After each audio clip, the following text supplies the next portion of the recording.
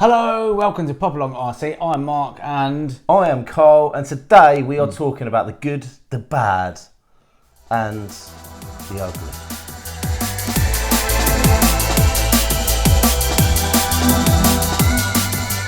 No, there wasn't really any ugly to talk about, so it's just the good and the bad from the MKGP. The MKGP, yeah, the biggest event I certainly have ever raced at.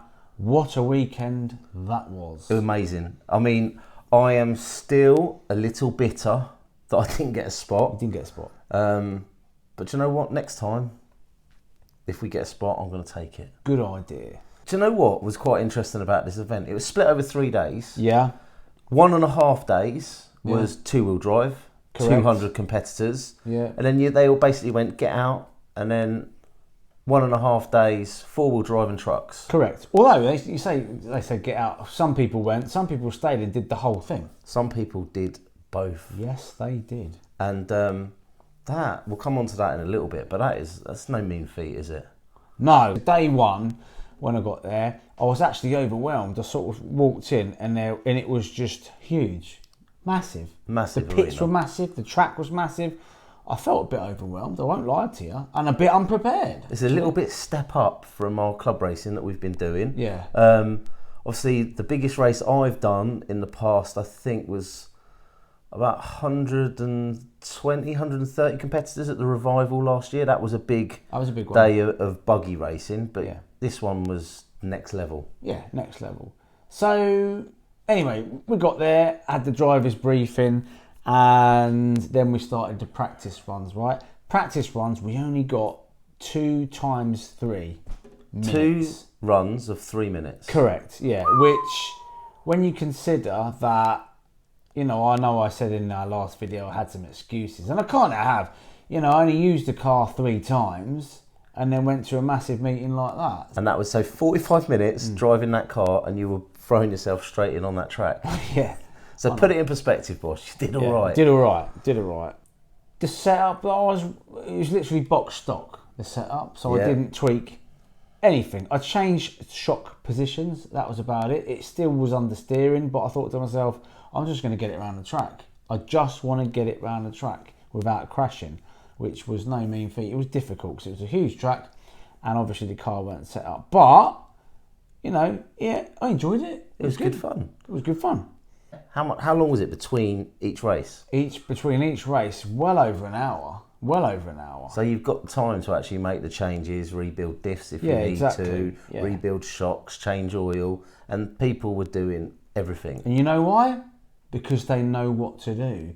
You and I have been racing on road for the past, on and off for the last 10 years. Yeah, easy. We haven't done off-road, so I don't know much about these cars whatsoever. So I just played it safe on a day, and I just took it off the track, made sure everything was still done up, and went back out for the next run. But having done that, since having done that, I've had people contact me. Yeah, they've contacted me. There is a few people contacting you, isn't there? Yeah, and the old forums are going mad. The forums are going mad, and it turns out I got it all wrong. The setup on that car was absolutely the wrong setup. And do you know why?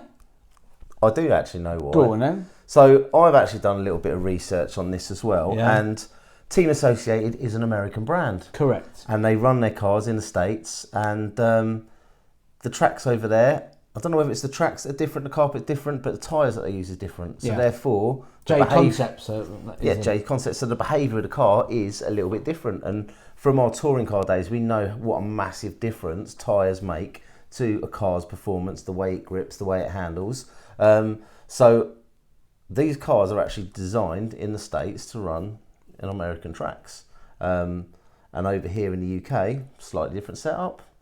Doesn't take a lot for it to be different, but it was a different setup on the day, wasn't it? Yeah, totally different setup on the day. So apparently, because we run Schumacher tyres, mainly the cut staggers on the front and then these the yellow cactuses on the rear, we have to set the car up accordingly. I didn't do that. No. But do you know what I'm doing now? setting it up as it should be done. Absolutely right. And what is also really exciting is you've actually found yourself a track that you can go and play at. Yeah, I have, yeah. A local track. Actually, there'll be more information on that soon. But this particular track, I went there last week and I had about 10 minutes practice. I could have been on the track longer, actually. I probably was, to be fair. And then I had 3 lots of 5-minute heats and then a good final at the end.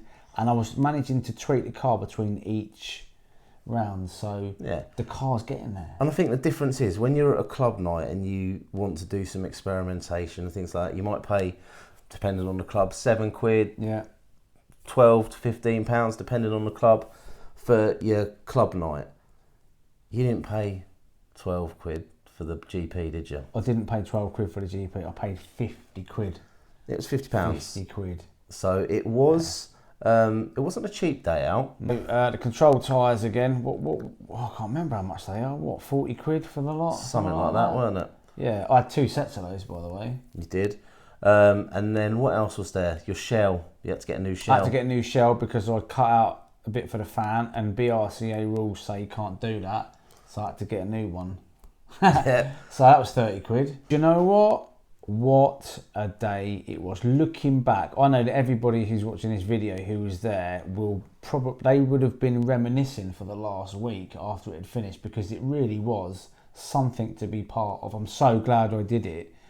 Maybe I'll never do it again, I don't know. But when you're really running the same track as all the top drivers, you know, and loads of other people, like 200 odd drivers, it really is quite something. You have to pinch yourself. Yeah, man. and you kind of, all right, you had the best drivers in the world there, but you had club racers from all over the UK as well. And do you know what? You were in the mix. I was in the mix, yeah. Did all right. I don't know where you finished in the end.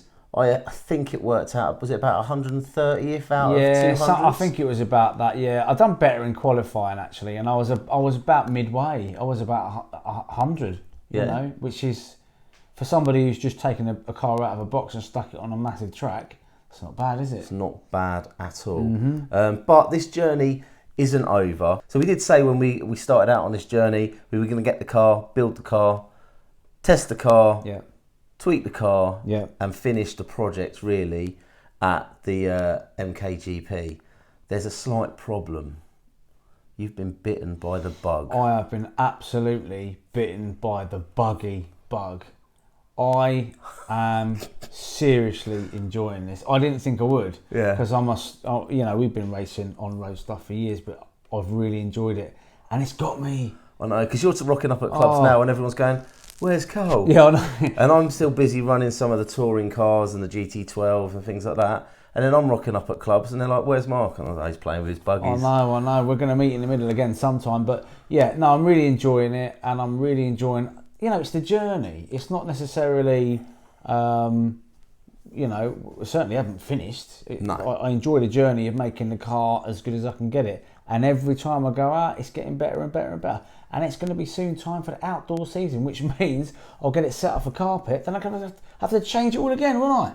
Yeah. However, now I think it's only fair. I haven't actually driven the car yet. You've not driven it? No, it is a pop-along car. Yeah. Well, you've got to have a go at it then. I need to have a go. You can't break it though. That's the only reason I haven't done it, because I thought to myself, if I was to break that car prior to the MKGP, I'd never, that wouldn't have gone down very well, would it? So now the GP's out the way though, maybe I'll get my hands on it, and you can have a go at the RB10. That's all right. I used to race one of these back in the day anyway. Well, similar style. Rear motor, buggy back in the day. Can't be that hard. Do you know what? It's not hard, and it's fun to get around, but it just cannot stick with those mid-motor cars. And as I say, I've had some really good racing over the last few weeks, and I've actually been called out by a guy who has recently got one of these, and he wants to race me. So keep an eye on the channel. I will be racing that buggy against him very soon. We still want to travel the country and visit as many clubs as possible. We've got a few on our list. We've got Silverstone. They actually run the event, but we need to go to their club. To go up there, don't we? Definitely, 100%. Junction 16, another one. That's another one. 1066. Yeah. And Midlands Raceway. Midlands Raceway. We've been invited up there. from Team Associated. We have. That is actual Team a Associated. must That'd do. be quite do, because you know what, we're kind of shooting in the dark a little bit in terms of setup. All we need to do is go and see those boys, and they'll just Sort it out for us. do it for us. Yeah. Anyway, look, there you go. So that's a little bit of an update on the GP and some other bits and pieces. But look, if you like what you see, like, subscribe, share the videos, please. It really does help us. It does, and hit the old ding dong bells as well. Yeah, hit that ding dong bell. Yeah, and hopefully we'll see you soon.